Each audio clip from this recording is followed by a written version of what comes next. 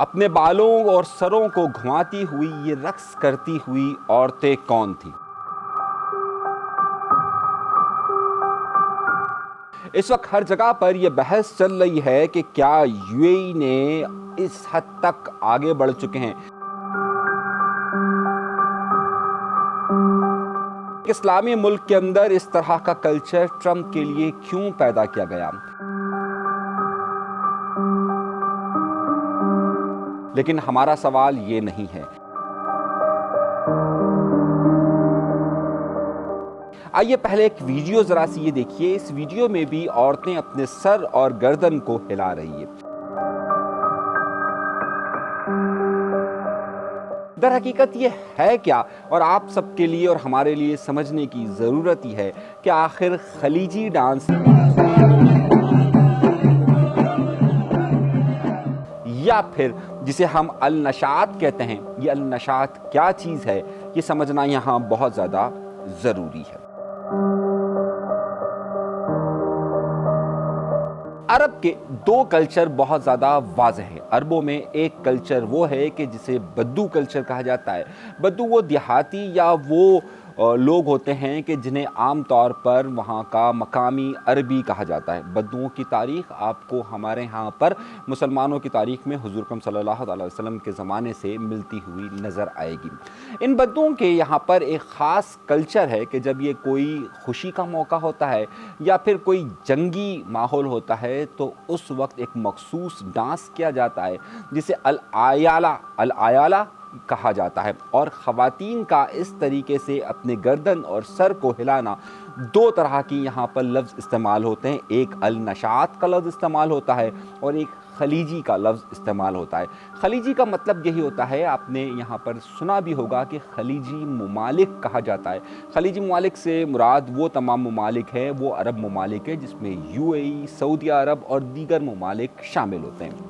اب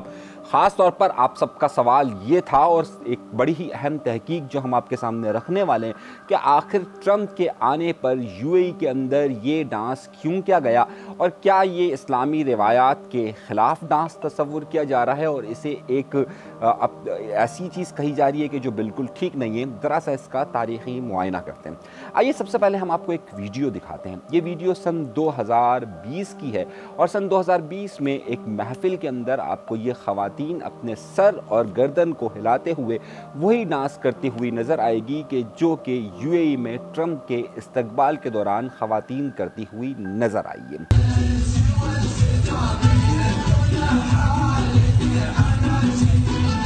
آج کل ایک بڑا ہی عام ٹرینڈ یہ ہے، اگر آپ یو اے ای سے یعنی عرب ممالک سے ہٹ کر اگر ایک بات کو دیکھیے تو یہ آپ اگر آپ امریکہ جائیے یا پھر آپ چین جائیے یا دیگر ممالک میں جائیے تو آج کل وہاں پر مقامی سطح پر ہر جگہ پر جو ان کے روایتی ڈانس ہے، جو ہزاروں سال ان کی پرانی تہذیب ہے، اس کو اجاگر کرتے ہوئے نظر آتے ہیں۔ مثال کے طور پر آپ امریکہ کے بر اعظم میں جائیں تو وہاں آپ کو مختلف ایسے تہوار واضح طور پر نظر آئیں گے جس میں ریڈ انڈینز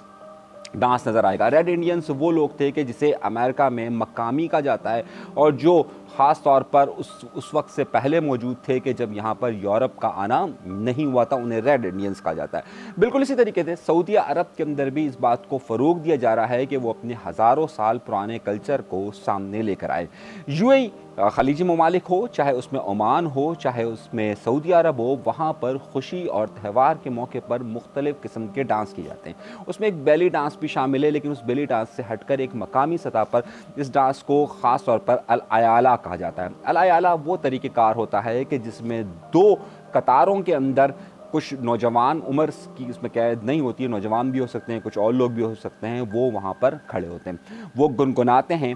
ڈف بجاتے ہیں، اور عام طور پر ان کے پاس ایک پیتل کی تھالی ہوتی ہے، اسے بھی بجایا جاتا ہے۔ یہ مقامی ڈانس آپ کو ہمارے ہاں پر تاریخ میں حضور صلی اللہ علیہ وسلم کے زمانے سے بھی ملے گا کہ جب مدینے میں آئے تھے تو اس وقت وہاں پر ڈف بجائی گئی تھی۔ اسے الایالہ کہا جاتا ہے۔ اس کا تعلق اس خواتین کے بالوں کے رقص سے نہیں ہے۔ خواتین کے بالوں کے رقص کو النشاط یا خلیجی کا لفظ استعمال کیا جاتا ہے۔ اس میں ہوتا یہ ہے کہ اس پورے کی کلچرل ڈیوائس یہ ہوتی ہے کہ اس میں دو قطاریں موجود ہوتی ہیں، ان دو قطاروں کے اندر مختلف نوجوان موجود ہوتے ہیں اور اس میں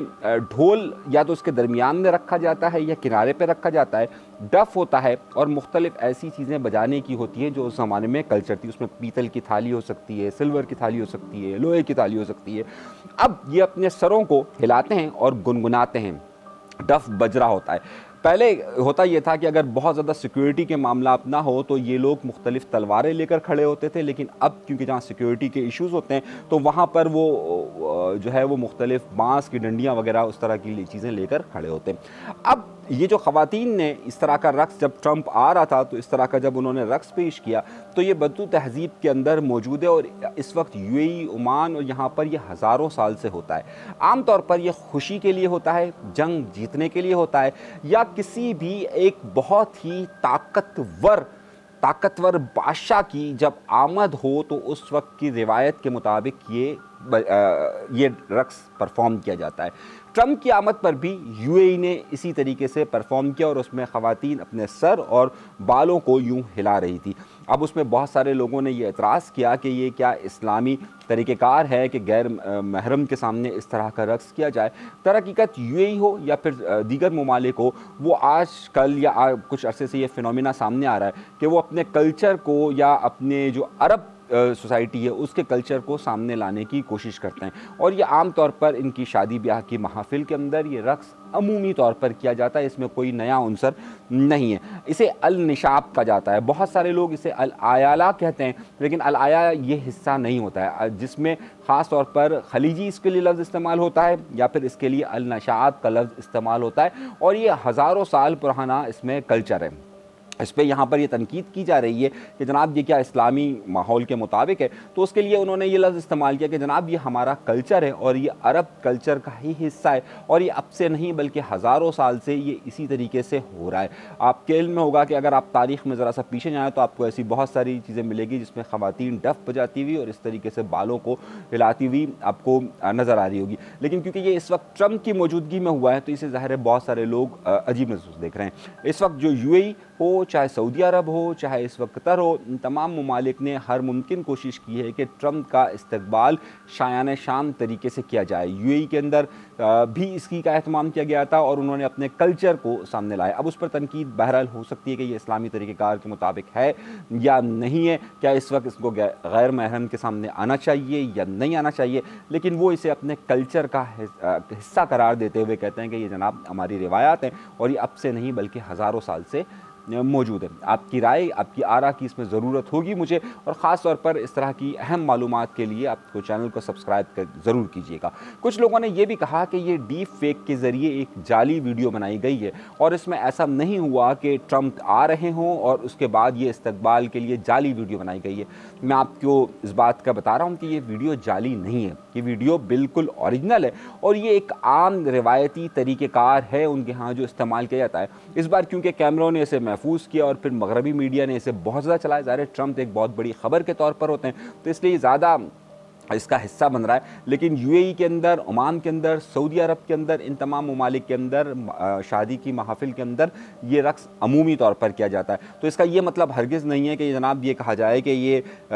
کوئی نئی چیز ایجاد ہو گئی ہے یا پھر یہ ڈیپ فیک کے ذریعے، اے آئی کے ذریعے بنائی گئی ہے۔ یہ اے آئی کا کمال نہیں ہے بلکہ یہ ان کے کلچر کا حصہ ہے۔ تنقید آپ اس پہ ضرور کر سکتے ہیں کسی بھی نظر سے، میرا کام آپ کو وہ معلومات فراہم کرنا تھا جو آپ تک شاید نہ ہو۔ اپنا بہت زیادہ خیال رکھیے گا، چینل سبسکرائب ضرور کیجیے گا۔